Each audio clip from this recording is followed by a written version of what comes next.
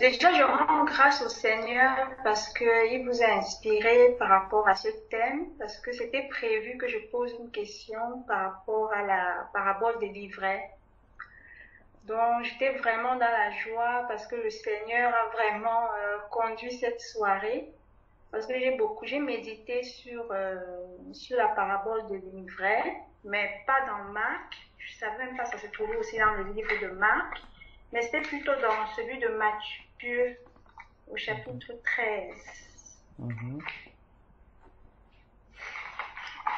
Et j'avais pas très bien compris quand Jésus parlait du royaume des cieux. Je savais pas si cette parabole s'adressait aux Juifs.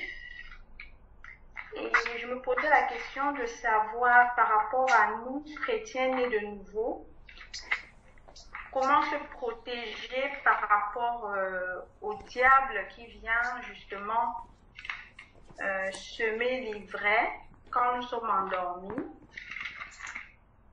Et je crois que c'est dans Matthieu, chapitre 13, que j'ai lu. Alors, je vais retrouver ça. Ça se trouve dans le livre de Matthieu, chapitre 13. Voilà, c'est... oui, à partir du verset 24. Donc, je m'interrogeais sur cet homme et par rapport à notre position en Christ en tant que chrétienne et de nouveau ayant reçu le Saint-Esprit. Donc, comment adapter cette parabole à notre situation actuelle, car nous avons le Saint-Esprit qui nous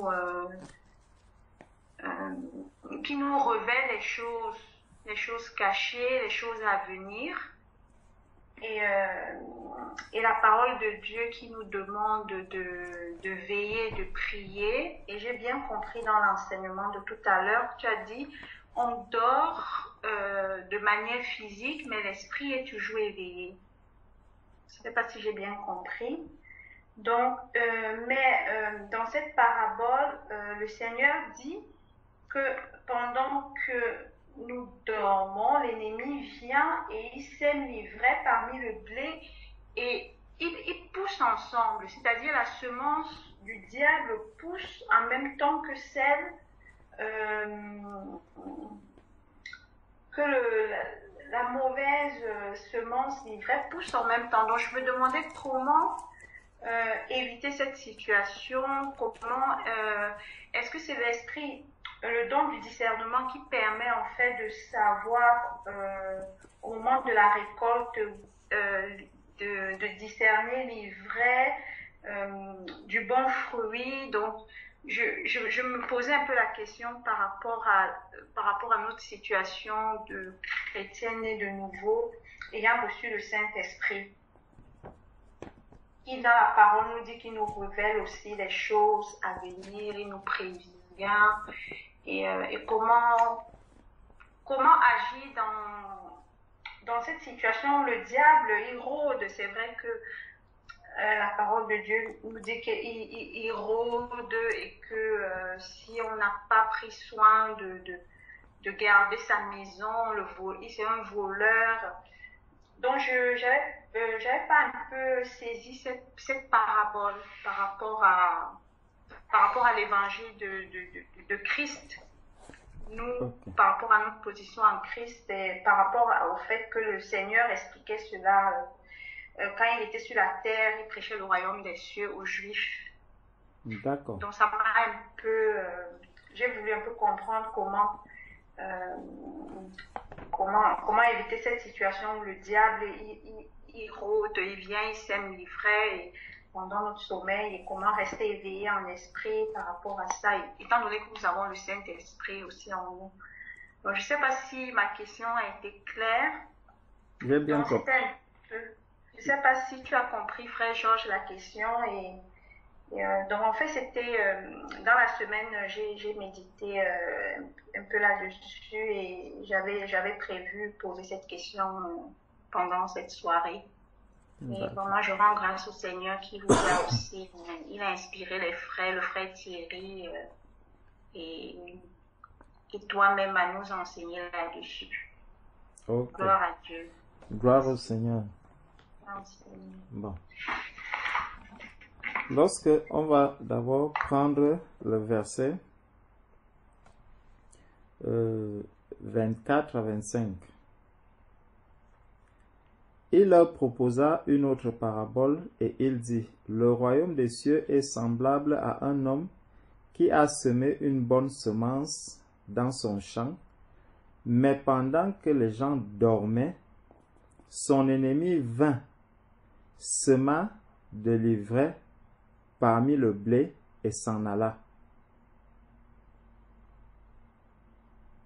Donc, pendant qu'il dormait, son ennemi vint, sema de l'ivraie parmi le blé et s'en alla. La question c'est, comment empêcher l'ennemi de pouvoir venir et s'aimer l'ivraie? Si je résume la question. Donc, comment empêcher l'ennemi à venir s'aimer de l'ivraie dans ce champ? Oui, frère, c'est ça la question. C'est-à-dire comment empêcher l'ennemi, justement, parce que oui, comment Voilà. empêcher l'ennemi de venir s'aimer l'ivraie sur un champ où le blé dont la bonne semence a été Effectivement. semée. Oui, tout à fait. J'ai bien compris. Donc, quand, quand tu as une maison, on va d'abord prendre l'exemple de la maison. Quand tu as une maison, pour que le voleur n'entre pas dans ta maison, la solution est simple. Tu fermes toutes les portes. Si je laisse la porte centrale ouverte, le voisin, qui n'est même pas un voleur, va passer une fois, il sort le matin, il voit la porte ouverte, il revient le soir, la porte est ouverte, après-demain, la porte est ouverte. Il peut se dire, bon, est-ce que le voisin qui est là-dedans, est-ce qu'il a un problème avec la porte-ci? Il entre, il fait le tour dans la maison, il ne voit personne, même s'il n'était pas un voleur, il sort. Il peut quand même dire aux gens, je ne comprends pas, la maison de mon voisin là est ouverte. Celui à qui il le dit, lui peut être un voleur. Il vient maintenant, lui ne viendra plus pour regarder s'il y a quelqu'un, il viendra pour fouiller. Donc, la parole de Dieu, prenons le psaume 121.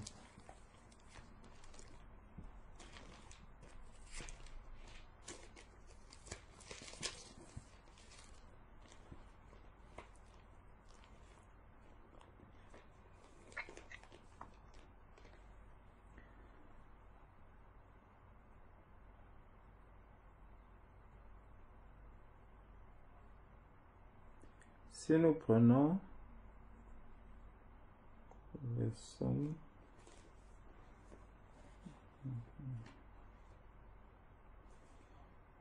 est-ce que c'est ça?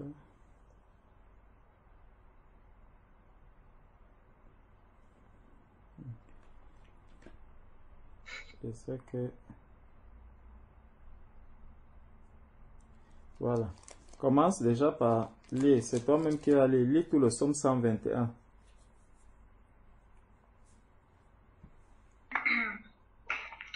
Psaume 121, je lis dans la version d'Osterval. Confiance du prophète en Dieu. Cantique de Malotte. J'élève mes yeux vers les montagnes, d'où me viendra le secours. Mon secours vient de l'Éternel, qui a fait les cieux et la terre. Il ne permettra pas que ton pied chancelle. Celui qui te garde ne sommeillera point. Voici, celui qui garde Israël ne sommeillera point et ne s'endormira point. L'Éternel est celui qui te garde. L'Éternel est ton ombre. Il est à ta main droite. Le soleil ne te frappera point pendant le jour, ni la lune pendant la nuit. L'Éternel te gardera de tout mal, il gardera ton âme. L'Éternel gardera ta sortie et ton entrée, dès maintenant et à toujours. Amen. Amen.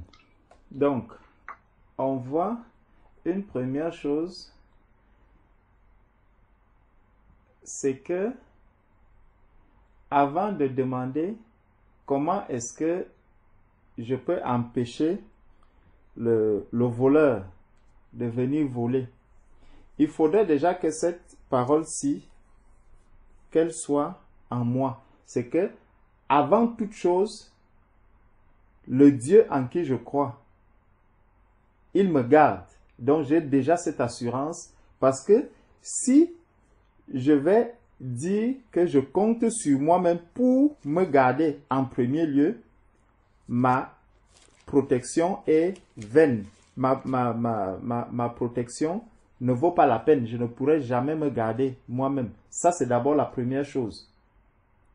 Mais il y a ma part à faire. Je voulais qu'on commence d'abord par l'assurance que nous devons avoir de notre Dieu. C'est que Dieu veille sur mon âme. Donc Dieu veille à ce que mon âme soit protégée.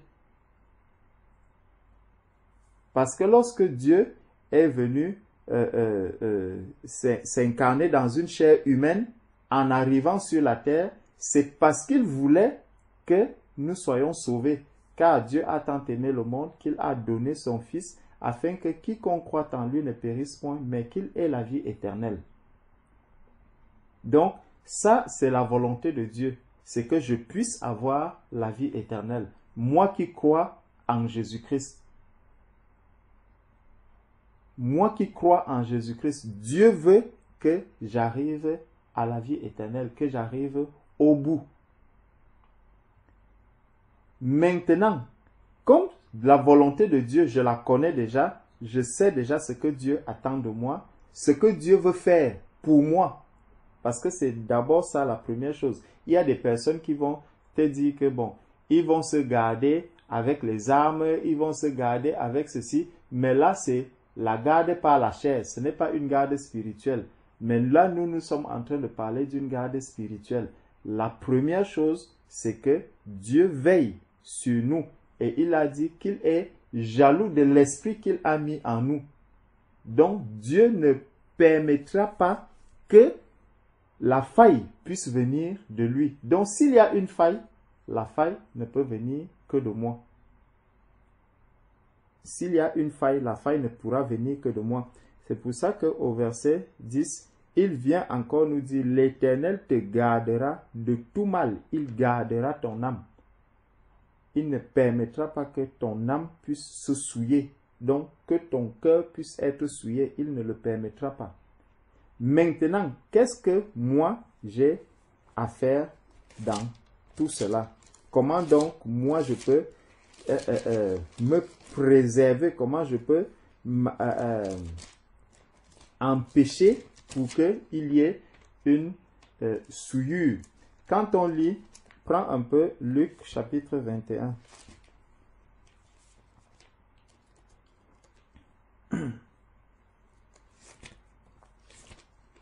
Luc chapitre 21, verset 34.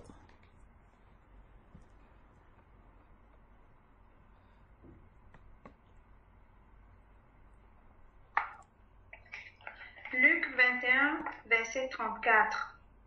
Prenez donc garde à vous-même, de peur que vos cœurs ne soient appesantis par la débauche, par l'ivrognerie et par les inquiétudes de cette vie, et que ce jour-là ne vous surprenne subitement. Amen. Amen. Donc, il dit donc que prenez garde à vous-même, de crainte que vos cœurs ne s'appesantissent par les excès du manger et du boire. Donc, Dieu a sa part à faire. Toi aussi, tu as ta part à faire. Donc, tu dois prendre garde à toi-même. Tu dois veiller sur ton cœur. Dans Deutéronome chapitre 8, verset 14, il dit, « Prends garde que ton cœur ne s'enfle et que tu n'oublies l'Éternel, ton Dieu, qui t'a fait sortir du pays d'Égypte. Donc, de peur que ton cœur ne s'enfle, pour que tu oublies le Dieu qui t'a appelé, le Dieu qui est venu te chercher de là où tu étais, qui t'a sorti des ténèbres dans lesquelles tu étais. Donc, tu dois veiller sur ton cœur, tu dois veiller sur ton âme. Tu as un travail à faire par rapport à ton âme. Prends Proverbe chapitre 19.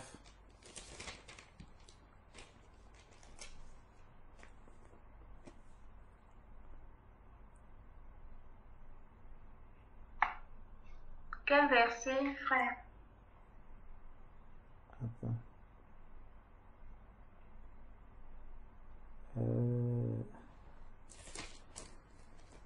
Proverbe chapitre 19. Voilà. Prends le verset 16.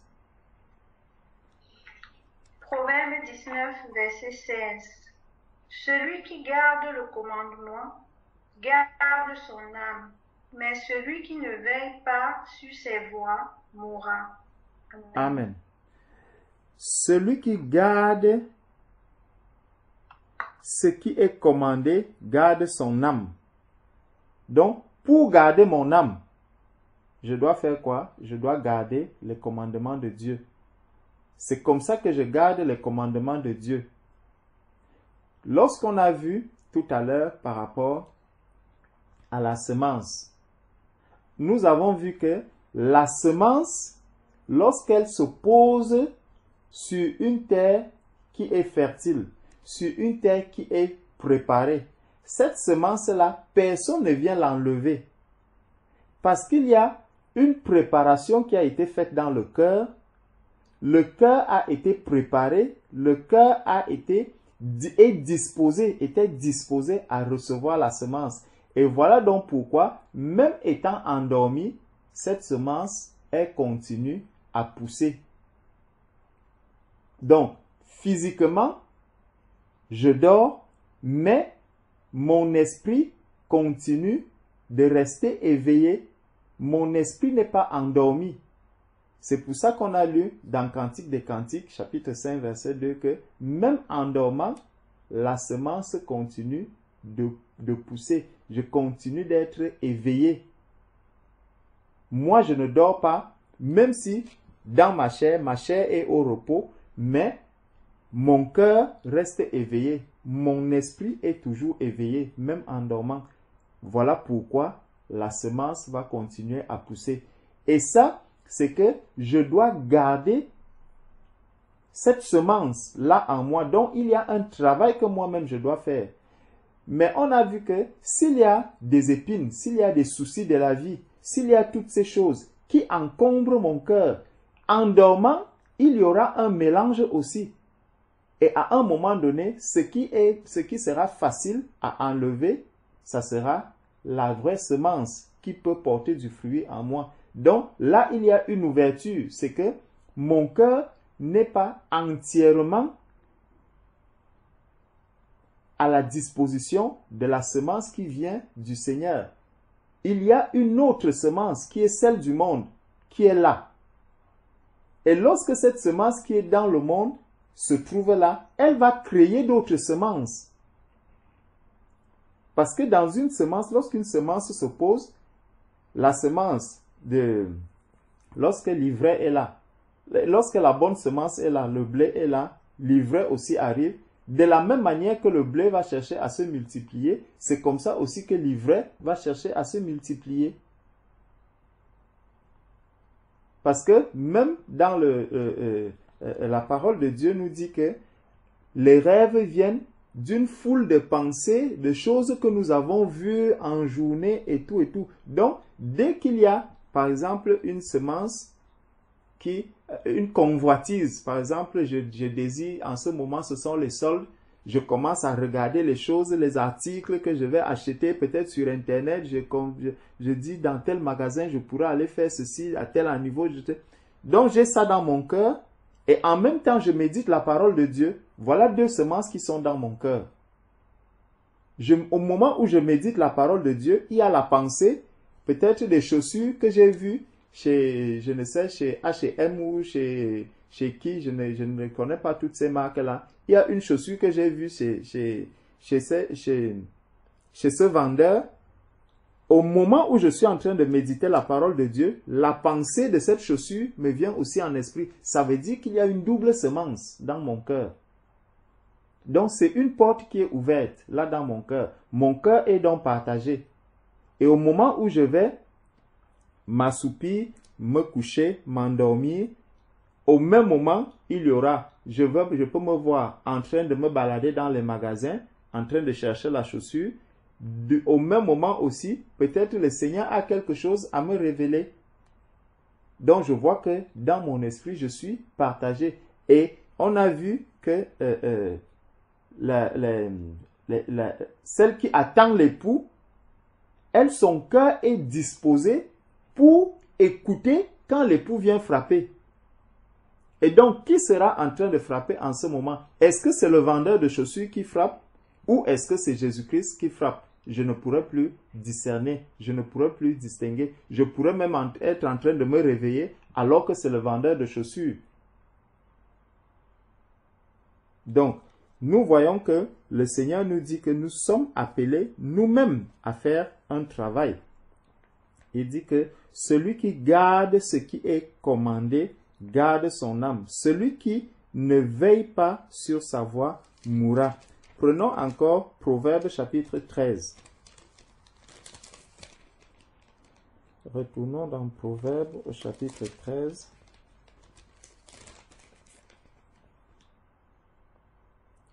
Verset 3. Celui qui veille sur sa bouche garde son âme. Celui qui ouvre de grandes lèvres court à sa perte. Donc, nous savons que la bouche parle, c'est de l'abondance du cœur que la bouche va parler. Donc, quand ma bouche va commencer à débiter des paroles, à dire des choses qui ne sont pas bonnes, ces choses-là viennent de mon cœur.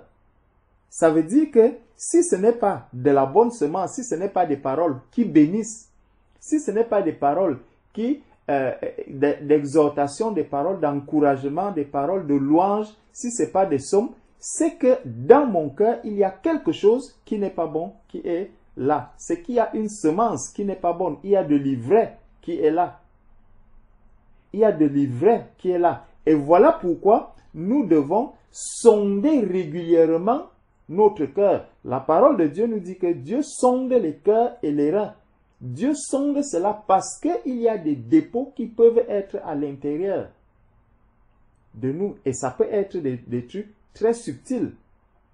Voilà pourquoi nous devons régulièrement, non seulement nous examiner, voir comment est-ce que j'ai marché, voir comment est-ce que j'ai fonctionné tout au long de la journée, voir comment est-ce que je suis passé, qu'est-ce que j'ai contemplé lorsque j'ai regardé telle chose, quelle a été la situation à l'intérieur de mon cœur. Peut-être je vais passer dans un couloir, je vois les femmes qui sont nues et tout. Quelle sensation est-ce que cela m'a donné? Est-ce que cela a attiré mon attention? Est-ce que cela m'a plu de voir cela? Si cela m'a plu, c'est qu'il y a un problème à l'intérieur de mon cœur. C'est qu'il y a un problème à l'intérieur de mon cœur. Donc, je dois examiner, je dois sonder mon cœur en ce temps-là. Les réactions que j'ai au fil de la journée doivent m'amener à sonder mon cœur. Je suis arrivé quelque part, j'ai piqué une colère, peut-être simplement parce que un collègue m'a dit un mot qui était simple. Ça veut dire qu'il y a quelque chose dans mon cœur qui n'est pas bon. Ça veut dire qu'il y a un problème à l'intérieur de mon cœur. Donc je dois vérifier d'où vient la source du problème à l'intérieur de mon cœur. Je ne dois pas laisser mon cœur à la merci des vanités de ce monde, à la merci des choses qui ne sont pas saines. Je ne dois pas laisser mon cœur se balader comme ça, n'importe comment. Non, je dois veiller sur mon cœur, je dois sonder mon cœur, je dois examiner ce qu'il y a à l'intérieur de mon cœur. Je dois veiller sur ce qui se trouve dans mon cœur. Je dois veiller à cela. Je ne dois pas laisser que mon cœur soit à la merci de soit du péché ou des choses qui ne glorifient pas le Seigneur. Donc, on peut prendre encore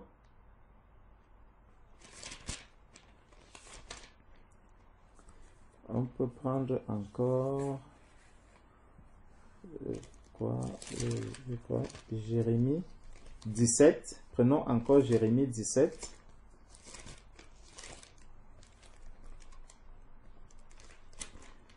Lis Jérémie 17, verset 21. Jérémie 17, verset 21. Ainsi a dit l'Éternel, prenez garde à vos âmes, et ne portez aucun fardeau le jour du sabbat, et n'en faites point passer par les portes de Jérusalem. Amen. Amen. Donc, prenez garde. Nous savons que nous sommes dans le sabbat. Nous sommes dans le jour du repos. Nous sommes dans le repos du Seigneur aujourd'hui. Donc, chacun de nous doit veiller. Chacun de nous doit veiller à ce qu'il fait. Il doit veiller sur les voies qu'il emprunte, la manière dont il dispose son cœur à recevoir la parole de Dieu, à recevoir les choses du royaume de Dieu. Il faudrait que mon cœur soit disposé. Il faudrait que mon cœur puisse être disposé. Ainsi parle l'Éternel. Prenez garde à vos âmes. Ne portez point de fardeau le jour du sabbat. Donc, je dois prendre garde à l'âme que j'ai. Je ne dois pas aller m'encombrer avec les choses de la terre. Je ne dois pas m'encombrer avec les foules de pensées, de convoitises, les foules de choses qui sont sur la terre. Il ne faudrait pas que tout cela puisse impacter, prendre une place dans mon cœur. Il faudrait que je sois en retrait par rapport à tout ce qui se passe dans le monde. C'est pour ça que quand on parlait tout à l'heure de l'exemple du frère qui doit venir en France, lorsque le frère sait déjà que la décision de venir en France est actée, même si on commence encore à lui dire que bon, il regarde dans son compte, il ne voit pas de l'argent, il ne voit pas l'argent à lui. Il sait que le voyage pour la France, ce n'est pas moi qui le paye, c'est l'entreprise. Donc, même si moi, je n'ai pas d'argent dans mon compte, l'entreprise fournira le billet d'avion. Donc, même si à la maison, on n'a rien à manger, cela n'empêche rien, n'enlève rien au voyage que je dois effectuer pour la France. Tout pour la France, tout pour le voyage en France est prévu. Donc, même si à la maison même, il n'y a pas à manger, ce n'est pas l'argent du billet d'avion qui va manquer. Même si je marche pieds nus, ce n'est pas l'argent du billet d'avion qui va me manquer. Donc, tout peut me manquer dans mon quotidien, mais la voie pour le billet d'avion de la France, tout est préparé pour que j'aille en France.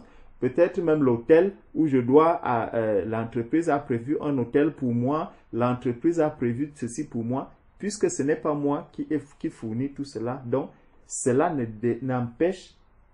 n'impacte pas la condition dans laquelle moi je me trouve. Donc, ma condition n'a rien à voir avec le plan que Dieu, lui, il a pour moi. Donc, c'est ça. La seule chose que le Seigneur attend, c'est que je puisse être en coopération avec lui. Que je puisse être disposé et que moi-même, parce que si on te dit, bon, tu vas aller en France, et que le jour où on me dit, viens en France aujourd'hui, ce jour-là, l'avion doit partir à 10 heures. Je dors jusqu'à 11 heures à la maison.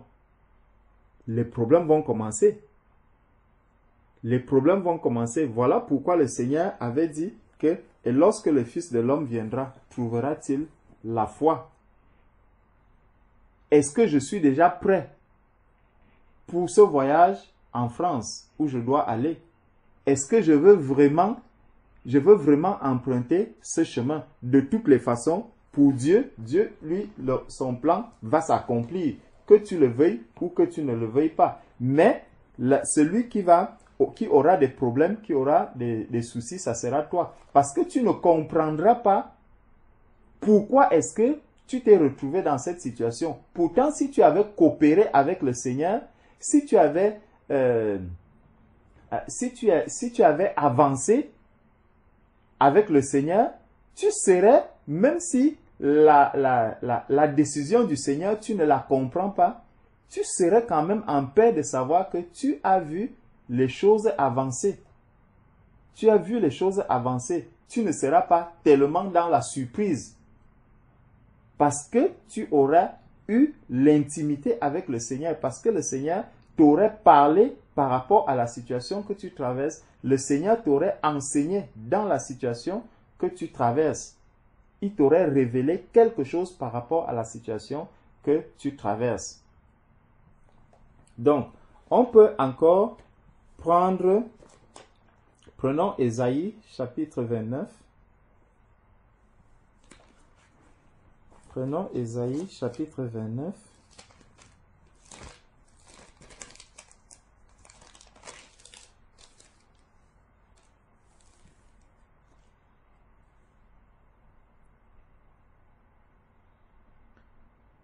Ésaïe chapitre 29.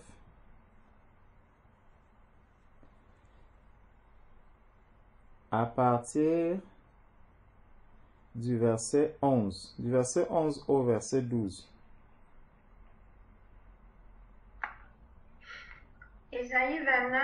Ou bien du verset 11 au verset 13. Ésaïe 29, verset 11 au verset 13. Aussi, toutes les visions sont devenues pour vous comme la parole d'un livre scellé qu'on donnerait à un homme sachant lire en lui disant « Lis ceci » et qui répondrait « Je ne puis car il est scellé » ou qu'on donnerait à un homme ne sachant pas lire en lui disant « Lis ceci » et qui répondrait « Je ne sais pas lire ». Et le Seigneur dit « Puisque ce peuple s'approche de moi de sa bouche, et qu'ils m'honorent de leurs lèvres, mais leur cœur est éloigné de moi, puisque la crainte qu'ils ont de moi n'est qu'un commandement enseigné par des hommes. » Amen. Amen.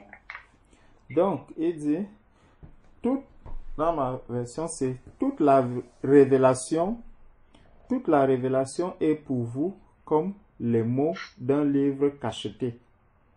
Donc, le Seigneur nous révèle des choses, mais je ne suis pas, je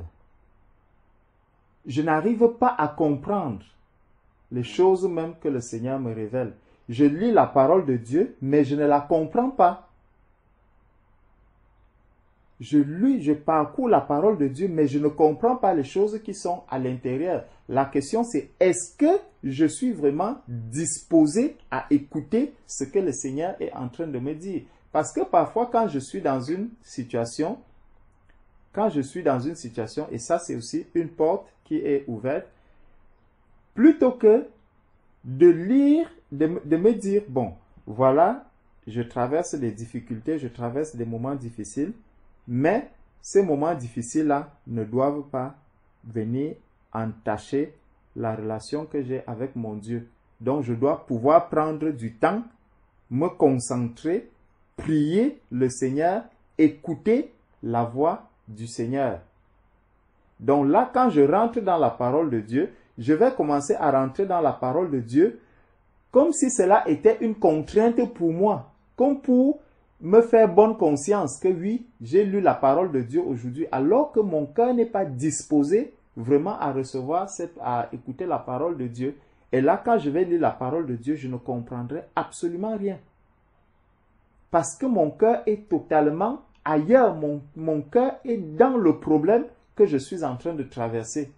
Et là, dès que j'ouvre la parole de Dieu comme ça, quand le Seigneur commence à me parler, il me parle, il me parle, il me parle. Immédiatement, ce sont mes problèmes. Je me retrouve en train de réfléchir comment je dois faire cette situation, comment je dois aller voir tel, comment je dois rencontrer tel, comment je dois faire ceci, et comment j'ai tel rendez-vous, comment ci, comment ça. Je vois que je suis déjà loin de ce que j'étais en train de vouloir faire. Je suis déjà loin de la parole de Dieu. Je ne suis plus du tout dans la parole de Dieu. Donc, je ne suis pas disposé à écouter Dieu. Je ne suis pas disposé à écouter la parole de Dieu. Je ne peux pas la comprendre. Je ne peux pas vraiment méditer la parole de Dieu en ce temps-là. Parce que mon cœur n'est pas dans la parole. Mon cœur n'est pas disposé à recevoir le Seigneur. Voilà pourquoi, dans ta version, il dit que toutes les visions sont devenues, je ne sais pas l'expression qui était utilisée, soit floues. Il dit, ainsi, toutes les visions sont devenues pour vous comme la parole d'un livre scellé. Voilà, comme la parole d'un livre scellé. Alors que la parole qui se trouve devant nous n'est pas scellée parce que elle est décelée par l'Esprit de Dieu. C'est l'Esprit de Dieu qui décode la parole de Dieu. La Bible nous dit que l'Esprit sonde même les profondeurs de Dieu. Donc, Dieu parle, tout à l'heure, on a vu que Dieu parlait aux foules par des paraboles. Donc, le langage, il utilise le langage que la foule comprend, mais pour que la foule ne comprenne pas son propre langage. Il va utiliser les mots que la foule utilise aussi, mais en leur transmettant un message qu'ils ne peuvent pas comprendre. Alors qu'un enfant de Dieu, la parole de Dieu n'est pas une parabole pour lui. La parole de Dieu est décodée par les enfants de Dieu. L'Esprit de Dieu vient sonder, il vient révéler la parole de Dieu. C'est pour ça que on a vu que Jésus-Christ se révèle dans Jean chapitre 1 verset 1. Il nous est dit, prenons Jean chapitre 1 au verset 1.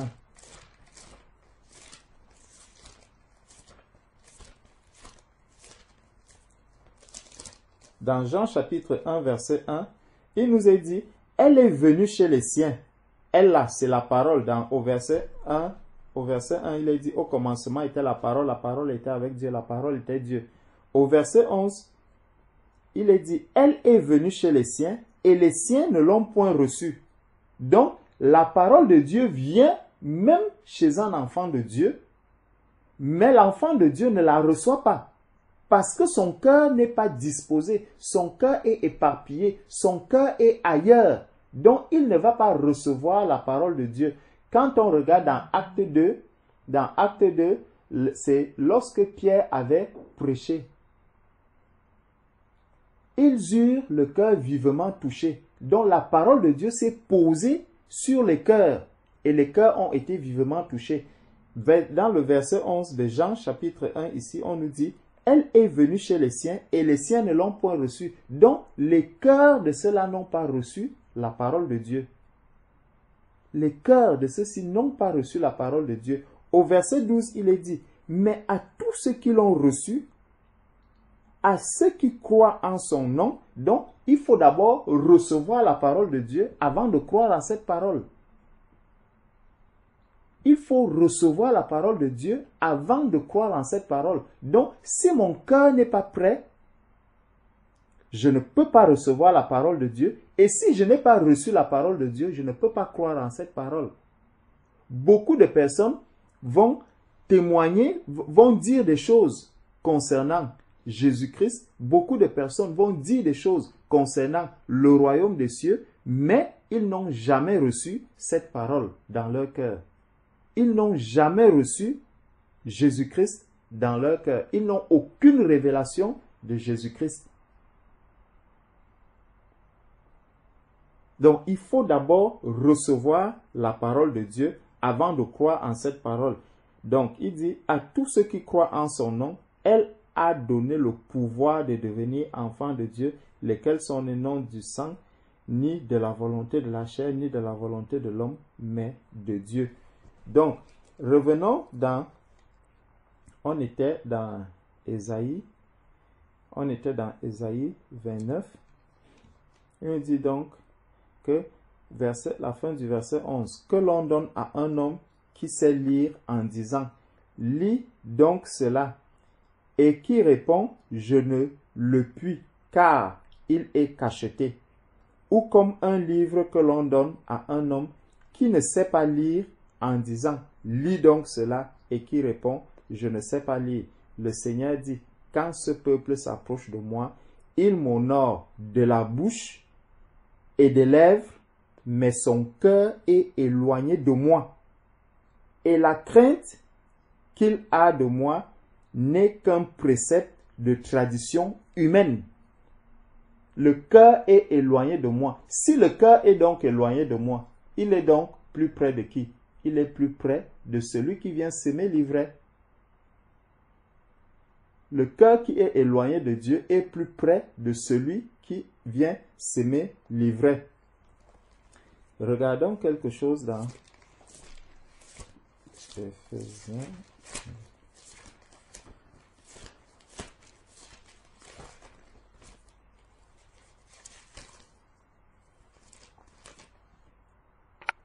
Regardons aussi Éphésiens, prenons Éphésiens chapitre 4.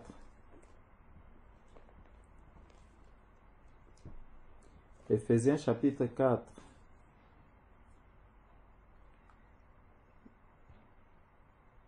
Commençons à partir du verset 17.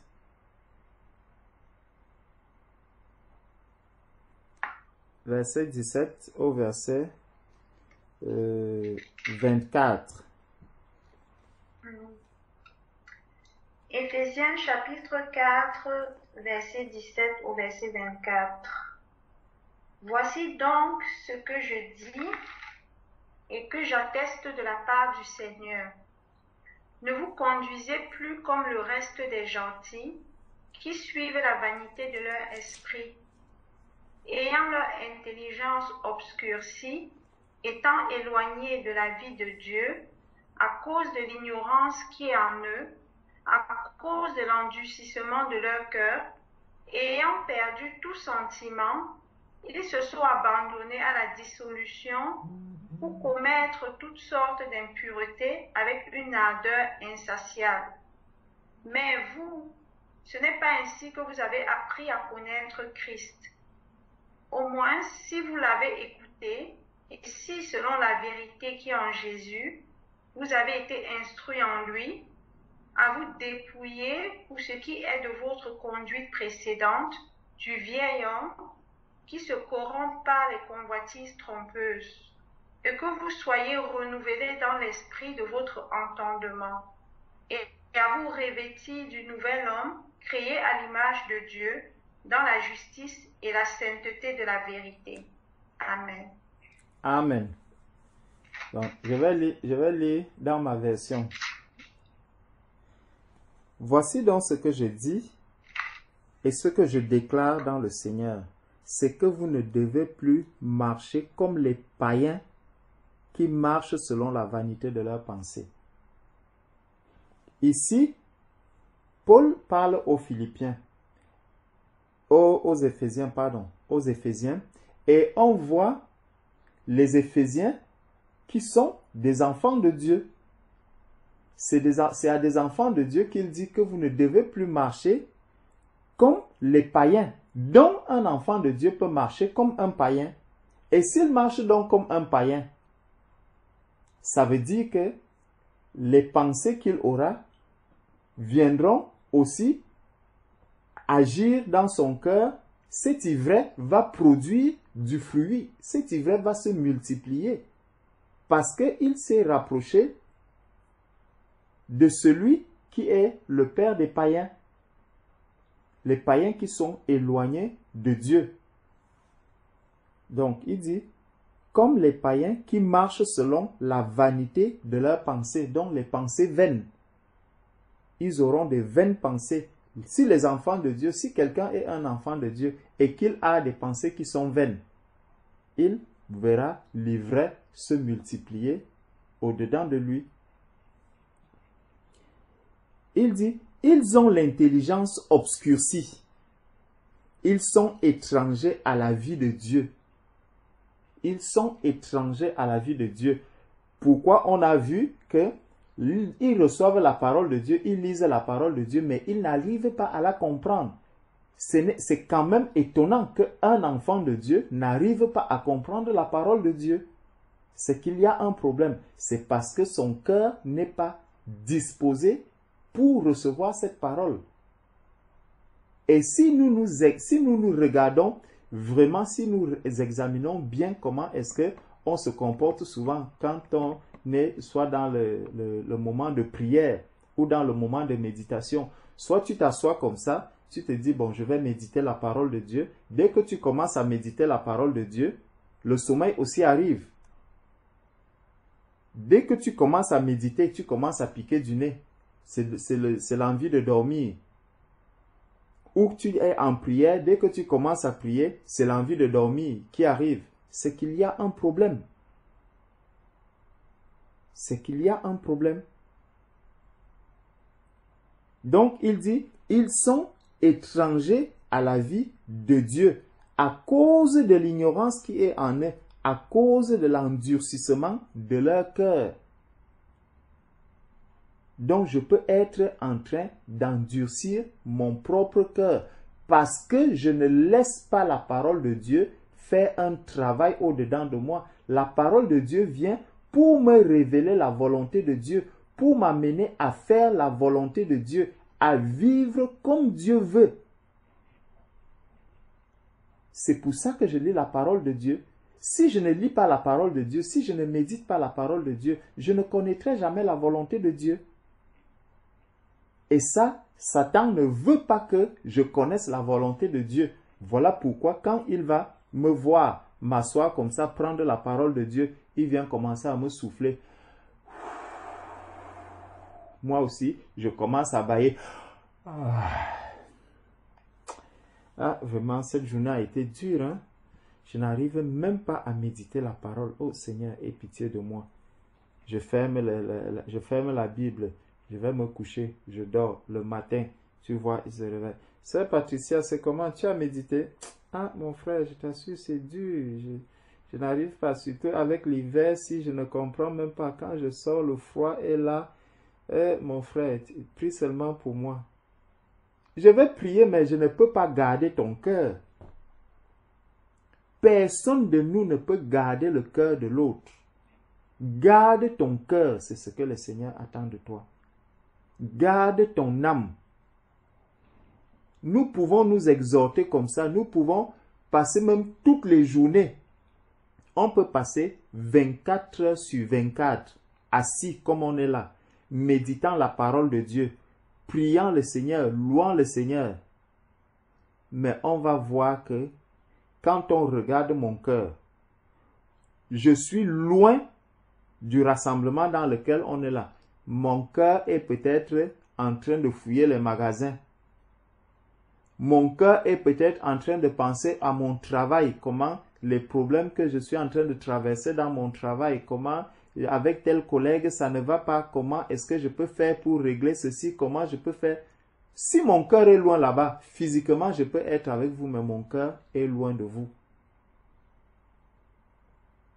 Parce que lorsque l'apôtre Paul parle ici aux Éphésiens, ce n'est pas que les Éphésiens se sont éloignés peut-être des autres frères ou des autres sœurs. Non, il ne nous parle pas de ça ici. Mais il leur dit, vous ne devez plus marcher selon la vanité de vos pensées comme des païens. Donc, ils sont ensemble, mais certains marchent comme des païens. Mais ils continuent quand même à marcher. Donc, on doit faire très attention à la manière dont on marche. Quand on écoute la parole de Dieu comme le Seigneur nous a dit tout à l'heure. Donc, il dit que Ils ont l'intelligence obscurcie, ils sont étrangers à la vie de Dieu à cause de l'ignorance qui est en eux, à cause de l'endurcissement de leur cœur. Ayant perdu tout sentiment, ils se sont livrés à la dissolution pour commettre toute espèce d'impureté jointe à la cupidité.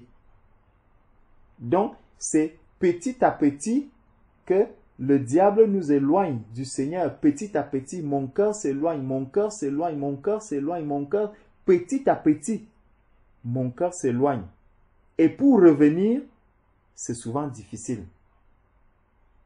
Comme on a vu tout à l'heure avec les semences, que lorsqu'une semence tombe, je vais vite la prendre, mais pour l'enlever, là, ça devient un problème. C'est comme lorsque tu mets un peu, tu télécharges un logiciel dans ton téléphone. Quand tu télécharges le logiciel arrive tout seul. Il te prend peut-être quelques secondes. Tac, tac, tac, vite fait. Il se place là. Mais maintenant, lorsque tu veux le supprimer, on te dit que si tu le supprimes, cela va entraîner soit le dysfonctionnement de beaucoup d'autres logiciels ou d'autres parties de ton téléphone. Et on te dit donc, est-ce que tu veux réellement le supprimer? Pourtant, quand il est venu tout seul. Mais quand il entre dans le téléphone, il impacte tous ces logiciels qu'il y a dans ton téléphone. Il impacte tous les systèmes qu'il y a dans ton téléphone est impacté. Alors qu'il est arrivé seul. Maintenant, pour partir donc, il faut aussi que tous les autres puissent aussi connaître des changements. C'est ça que l'ivraie va faire. Donc, lorsqu'on laisse une porte ouverte dans notre cœur, c'est ce que cela va causer. C'est ce qui va arriver par la suite. Donc, il va nous dire, on continue. Mais vous, ce n'est pas ainsi que vous avez appris Christ, si du moins vous l'avez entendu et si conformément à la vérité qui est en Jésus-Christ, c'est en lui que vous avez été instruits à vous dépouiller eu égard à votre vie passée du vieil homme qui se corrompt par les convoitises trompeuses. Donc, le vieil homme qui est en moi, si ce vieil homme n'est pas réellement mort, c'est une grande porte qui est ouverte aussi dans ma vie.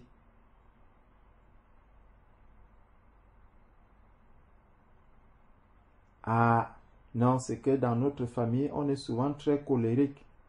Vraiment, moi-même, de temps en temps, je me retrouve en train de faire cette colère-là. C'est parce que dans ma famille, il y a la colère. Ah, je suis... Quand vous voyez là, est-ce que je n'arrive même pas à vivre comme ça?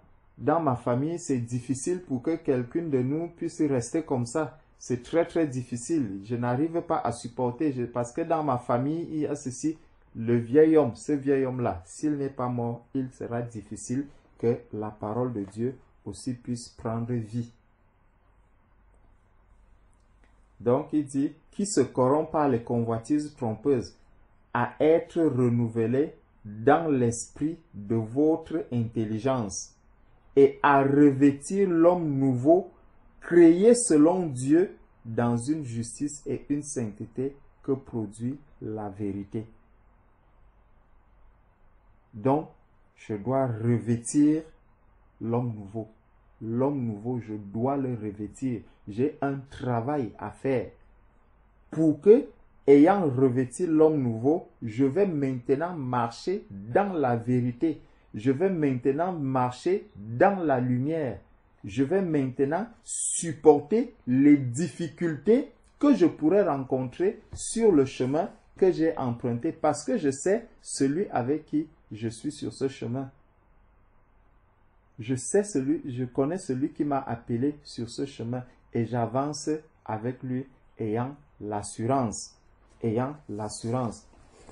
crois que on peut encore prendre un autre verset. Après, je vais m'arrêter jusque là.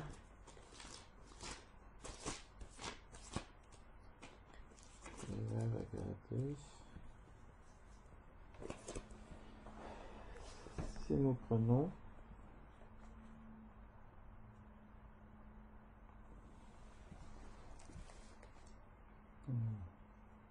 donc on voit que tout cela vient de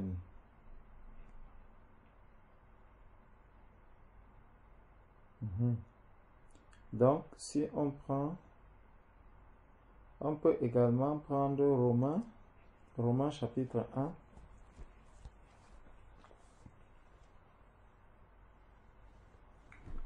Romains chapitre 1.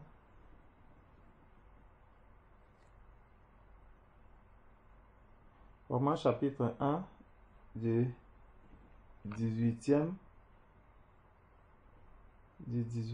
au 24e verset. C'est ça que qui va même lire. Il faut qu'on trouve quelqu'un qui va lire. Ça permet aux autres de pouvoir. Bon.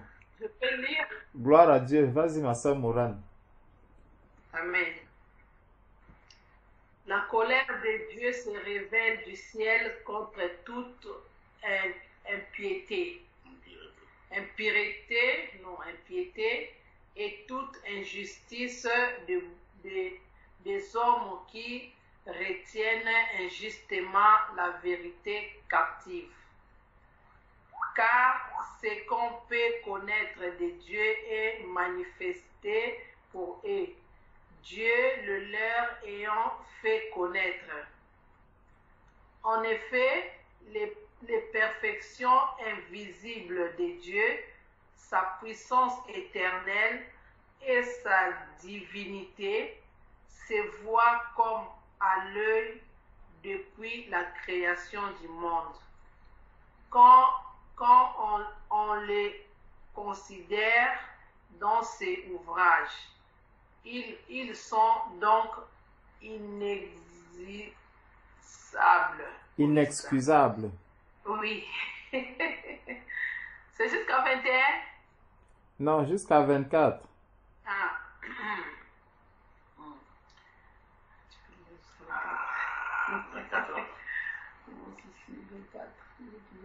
21. Puis, ayant connu Dieu, ils ne l'ont point glorifié comme Dieu et ne lui ont point rendu grâce, mais ils se sont égarés dans leurs pensées et leur cœur sans intelligence a été plongé dans les ténèbres.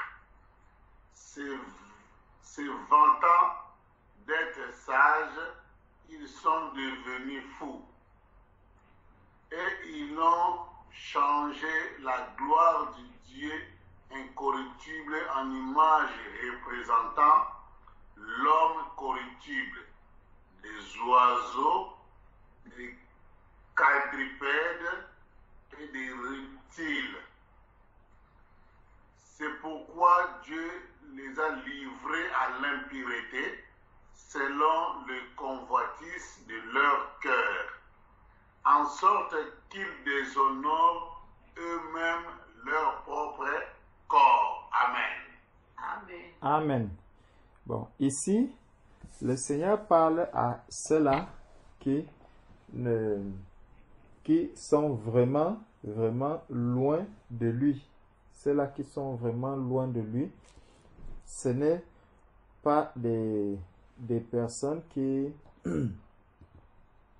ont l'esprit de Dieu, parce que quelqu'un qui vit dans cette situation-ci, on ne peut pas dire que l'esprit est en train de travailler, de faire un travail en lui.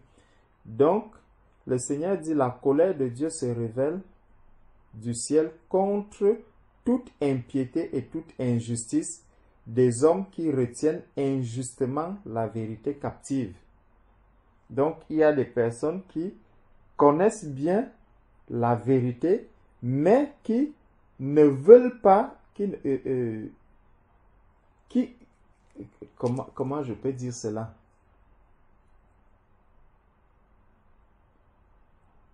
Qui posent des actes en sachant que ce que nous sommes en train de faire ci est mauvais.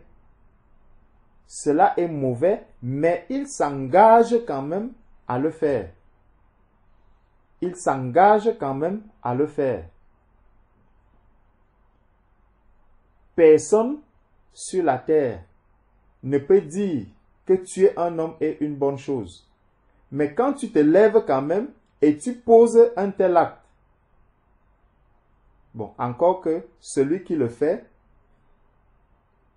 le Seigneur peut lui faire grâce. Le Seigneur, puisque le Seigneur pardonne tout péché, le Seigneur peut bien lui pardonner ce péché. Mais c'est quelqu'un qui volontairement peut connaître la vérité, et encore que ceux qui connaissent même la vérité ici, ceux qui connaissent la vérité ici, ça peut être, par exemple, des personnes qui ont déjà pris peut-être du temps pour lire la parole de Dieu, et en examinant avec le bon sens, celui-là voit, parce que le Seigneur va nous montrer comment est-ce que ces personnes-là connaissent cette vérité-là par la suite. Il dit, car ce qu'on peut connaître de Dieu est manifeste pour eux, Dieu le leur ayant fait connaître. Donc Dieu leur a parlé, Dieu leur a révélé la vérité. Dieu leur a révélé la vérité, mais ils refusent de reconnaître que ce qu'ils ont vu est vrai, ce qu'ils ont entendu est vrai. Ils refusent catégoriquement.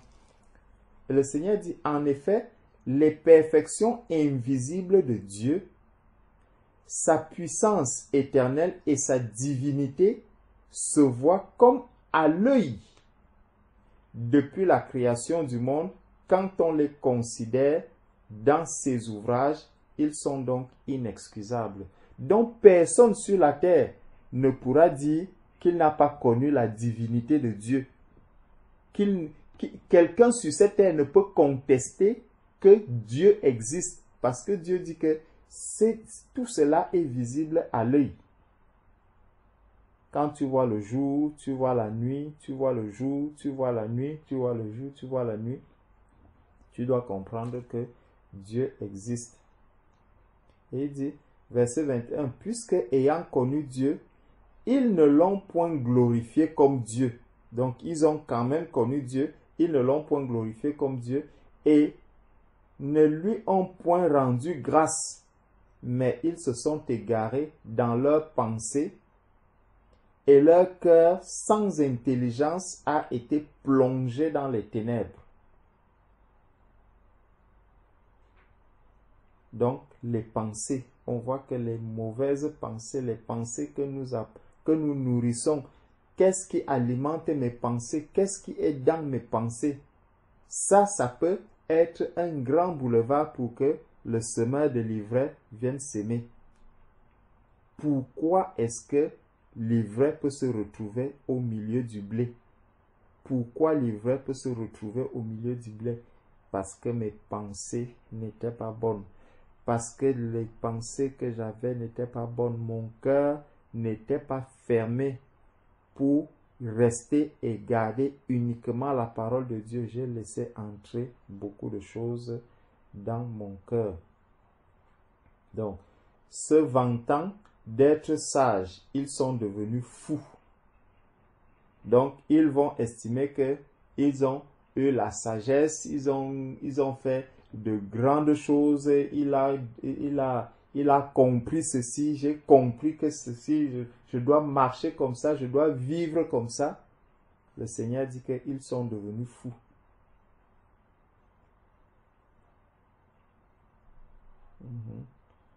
Ils sont devenus fous et ils ont changé la gloire de Dieu incorruptible en image représentant l'homme corruptible, des oiseaux, des quadrupèdes et des reptiles.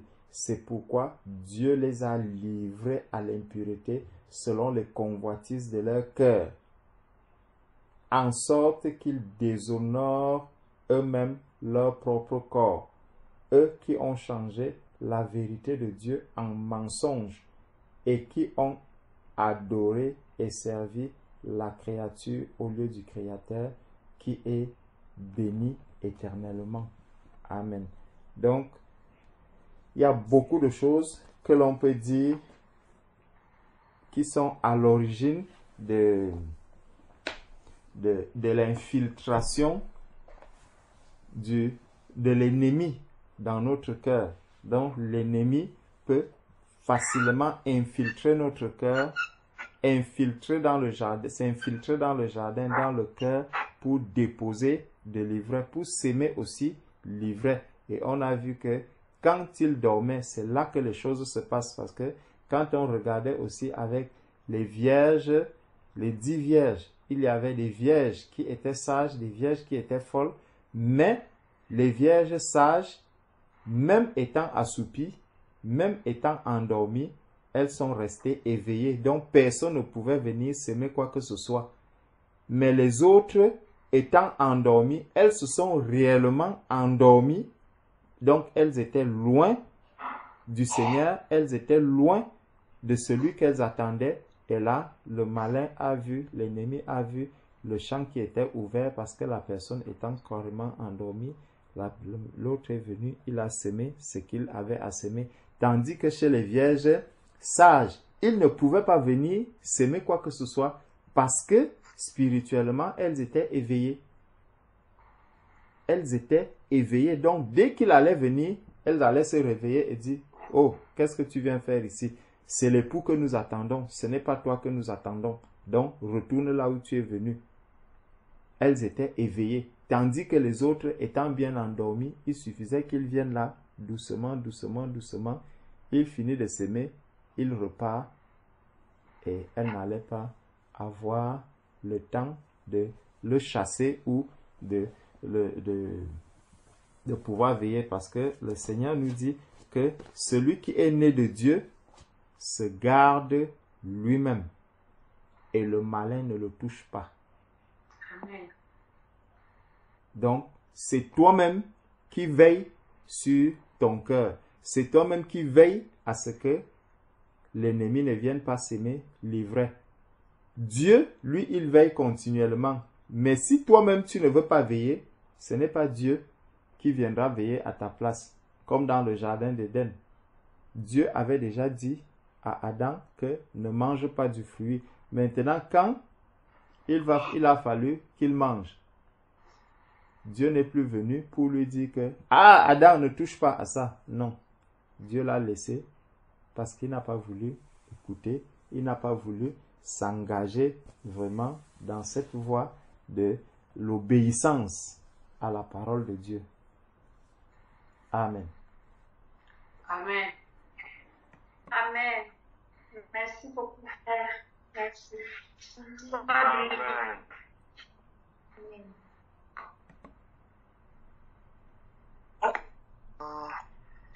Amen.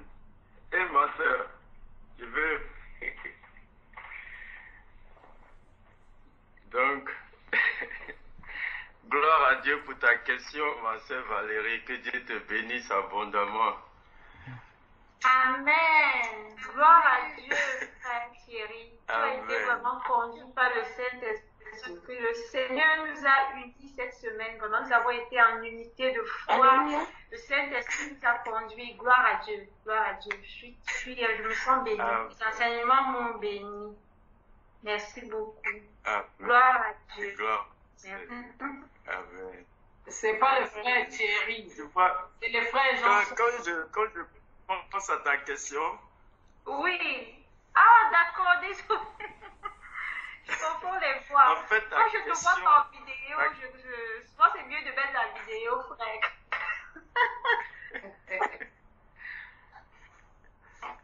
Oui, frère Jean-Charles. Oui, amen. Sois béni. Amen. Donc, ta question, tu vois, quand j'entends ta question, je me rappelle un peu du début de ma conversion. Quand j'ai été converti au Seigneur, j'ai compris ce que Jésus voulait dire quand il a dit que le royaume des cieux est forcé et c'est les violents qui s'en emparent. Parce que ma sœur, nous sommes dans un combat. Nous sommes dans un véritable combat.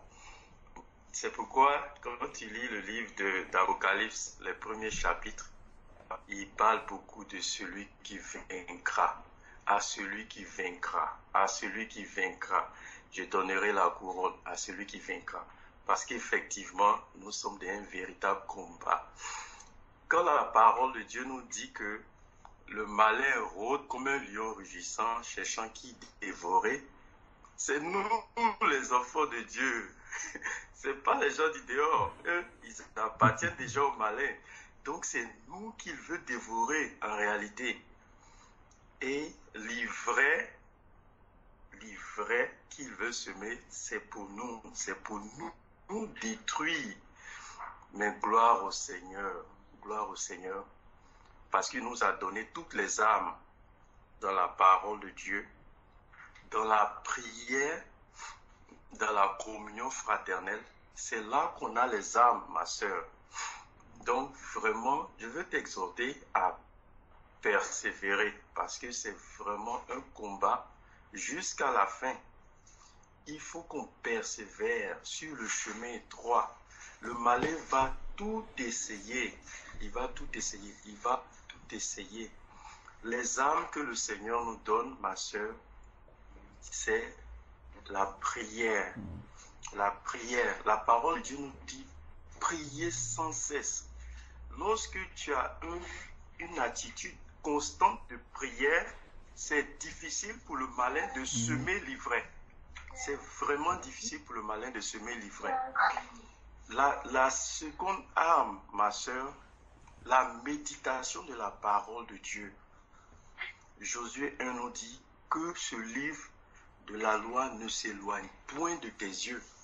Médite constamment ta parole avec une attitude de prière, en ayant l'esprit vraiment disposé. Parce que comme notre frère Georges l'a dit, souvent on vient prier, on vient méditer la parole de Dieu, mais en réalité on le fait de manière mécanique pour se donner comme c'est comme une tâche qu'on veut accomplir, mais il faut vraiment qu'on vienne dans la présence du Seigneur avec un cœur disposé, prêt à recevoir ce que le Seigneur a pour nous.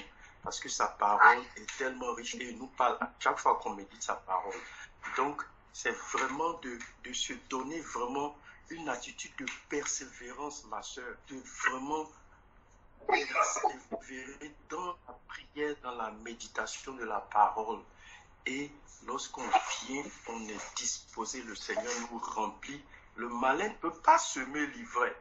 Il rôde, mais on est tellement connecté au Seigneur à tout moment, dans la prière, dans la méditation de la parole, dans la communion fraternelle.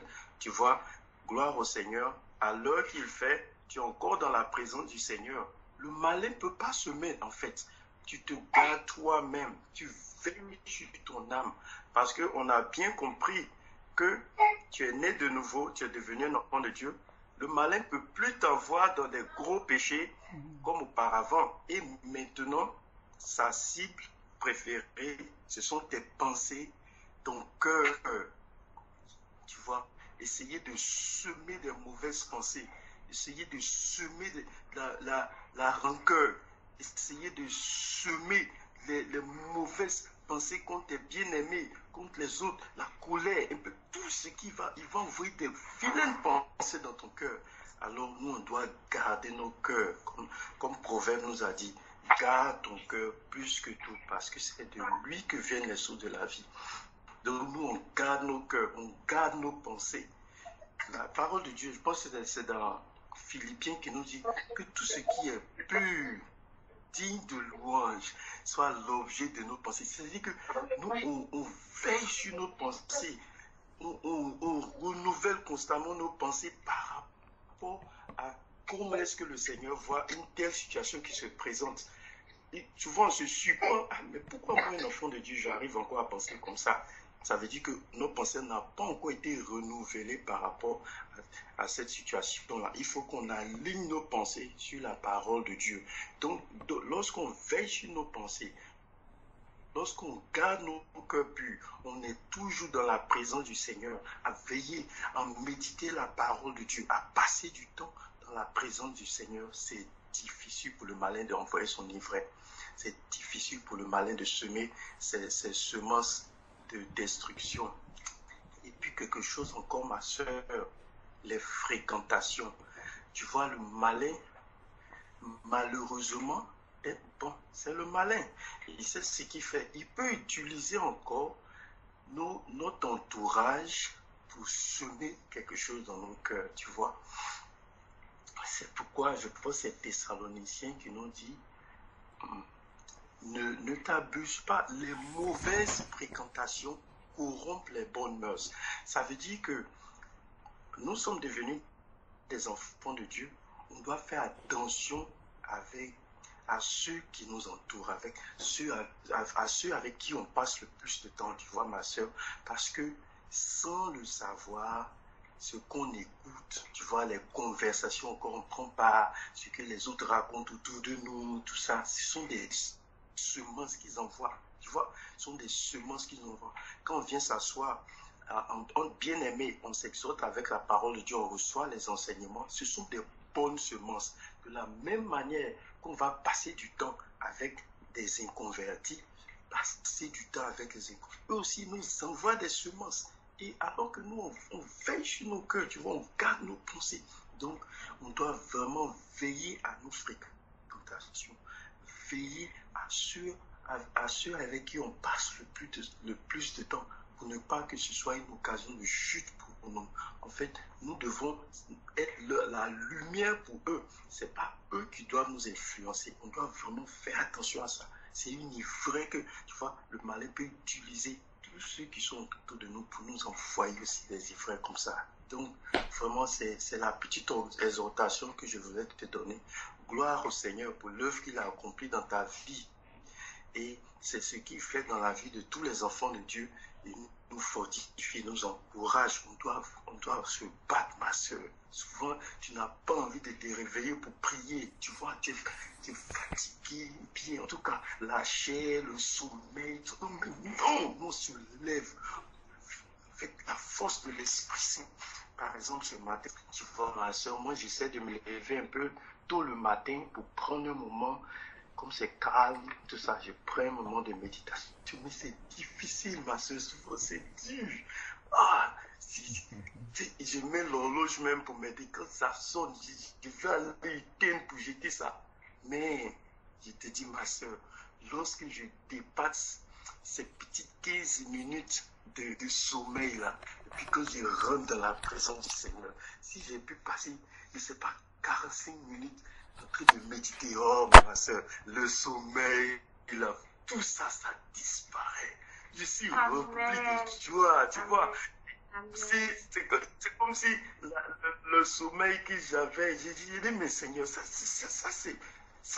n'a rien à voir. C'est pourquoi le psaume nous dit, une heure dans tes pas vus vaut mieux que 1000 autres ailleurs. Vraiment, tu vois, lorsqu'on arrive à dépasser, vraiment à surmonter la chair, et on vient dans la présence du Seigneur, ma soeur, on est renouvelé, on est rempli, vraiment restauré, fortifié. Et le Seigneur nous remplit et on avance dans notre marche sur le chemin. Jusqu'à la fin, ça sera comme ça. On doit forcer, lutter, garder nos cœurs, nos pensées, persévérer jusqu'à la fin et on recevra la couronne. Donc vraiment, sois fortifié, ma soeur. Que Dieu te bénisse. Gloire à Dieu, frère. Merci beaucoup. Tu as compris parce que j'ai dit, mais Christ est en moi. Je suis né de nouveau. Christ en moi. Le diable veut attaquer Christ qui est en moi. C'est Dieu qu'il cherche. Alors comment faire? Parce que j'ai été revêtue des armes spirituelles. Tu as vraiment compris, frère. C'était ça ma question. Je disais, en tant que né de nouveau, Christ vit en moi. J'étais crucifié, ressuscité avec Christ. Et est l'ivraie. Comment il fait? Il va attaquer Christ? Alors, vraiment, j'ai eu la réponse à la question. Gloire à Parce Dieu. que ça m'a vraiment boosté. J'ai dit, cette ivraie, il ne peut pas venir s'aimer son ivraie là, qui va grandir en plus avec le blé, avec Christ qui est en moi. Non, c'était pas possible. Merci frère, j'ai compris, il faut vraiment travailler son cœur,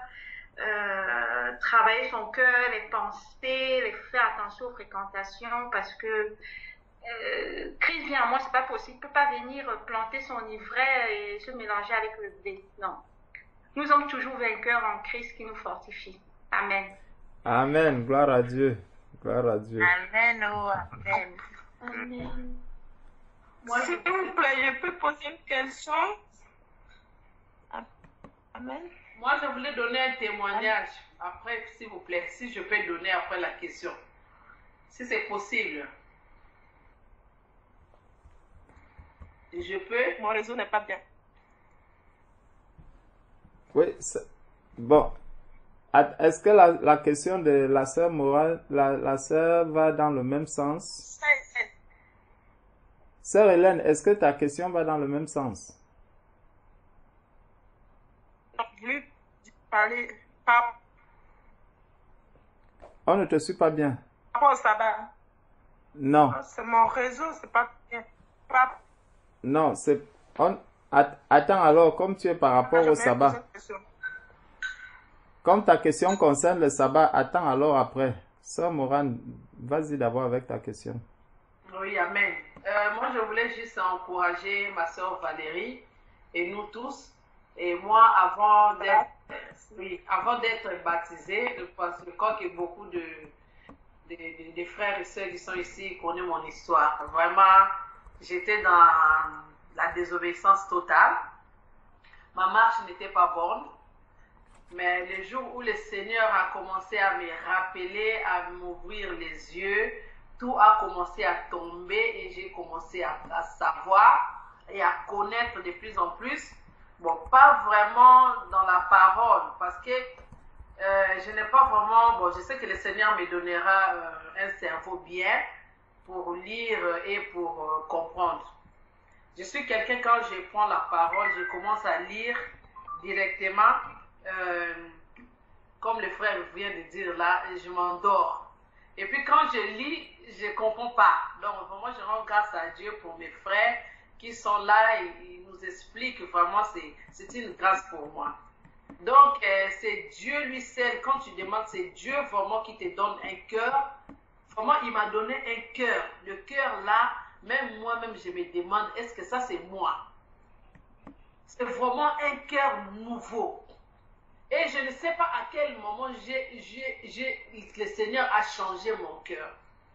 Donc, maman Amélie, elle était là, elle allait témoigner. J'étais quelqu'un qui, quand tu me provoques là, si je commence à parler, non, et je suis la seule personne, on est né au nombre de 6, je suis la seule personne qui ne bégaye pas. Alors, quand je parle, c'est mon don de parler. Je parle, je commence à parler jusqu'à fatiguer. Mais le Seigneur a changé mon cœur totalement et vraiment c'est quelque chose que tu ne peux pas changer toute seule. Si ce n'est pas ce Dieu-là qui te donne la joie, qui te donne vraiment la paix, les yeux, tu ne vois plus rien. J'étais une femme, je ne pouvais pas sortir, je me maquillais déjà, j'étais un peu claire. Et donc, je ne pouvais pas sortir de la rue si je ne mets pas rouge à lèvres, si je ne mets pas des plantes, des couleurs, les tissages. Mais Dieu sait changer des choses. Aujourd'hui, j'ai même beaucoup d'amis qui m'ont fui. Je n'ai plus d'amis comme avant parce qu'ils me détestent. Non, tu es devenu comme une vie. Tu nous donnes même l'envie de vomir. Oui, on te dit ça. Tu nous donnes l'envie de vomir. Quelle est cette vie-là? Donc tu es là. Après, j'ai préféré de rester toute seule. Je dis, je reste à mon coin. Si la personne me voit comme si elle veut vomir, moi je préfère rester toute seule. Vraiment, je bénis le Seigneur de connaître ma nouvelle famille, comme dit Thierry, quand on était parti sur ton baptême, il a dit, waouh, je voyais ta joie. Vraiment, c'est comme si j'ai dit, ça c'est ma famille, ça c'est mon identité, ça c'est ma photo, ça c'est moi. Ça c'est vraiment moi, donc c'est moi en vous. Donc vraiment, il n'y a que Dieu qui peut changer ça. Il n'y a que Dieu. Je suis même prête à aller en Afrique comme je suis là. Parce qu'avant, je dois me faire voir que je viens de l'Europe. Mais là, le Seigneur, il a dit non, je dois d'abord te changer. Vraiment, Jésus-Christ a changé ma vie. Il a changé ma vie. Je ne savais pas, je le connaissais pas comme je le connais maintenant là. Vraiment, il a fait un travail en moi. Comme nous sommes des élus, il fait un travail. Et tous les amis qui sont autour de toi là, eux-mêmes, ils vont partir. Donc vraiment, on est ta famille. Amen. C'était ça mon témoignage. Amen, amen. Ils sont déjà partis, ma soeur. Amen. Ils sont partis d'eux-mêmes. Amen. Eux-mêmes, avec des conversations là.